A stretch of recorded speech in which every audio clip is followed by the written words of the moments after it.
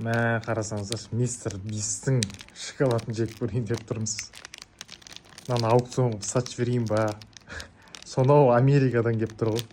Прикиньте, қазір дәмін көріп, шынымен де дәмі қаншалықты атына сай екенін көреміз. Жоқ әлде маркетинг па, жоқ әлде шынымен дәмді ме екен. Дәмін көрейін, бисмилля деп.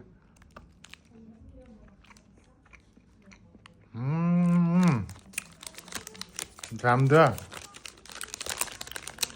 Тәтті. Күшті прям бар ғой. Дәмі деген бар ғой. Қалай айтсам екен?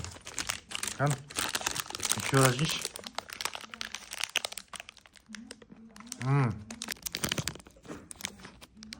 Фестаблс деп жазып қойған. Күшті дәмі бар ғой, күшті екен. Шынымен де, мистер Бист. Мына, мистер Бистің шоколадын жеп көрдім. Сіздерге де бұйырсын, сонау, как-никак бәрібір сонау мұхит асып жатқан мемлекеттен келген шоколад арнайы алып келіпті. Рахмет. Наурайна мистер Бистікі. Бұны бар ғой. Аликош жүгіріп алып келген ғой. Мынау мистер Бистің шоколады, қараңыз, әке мына деп ше.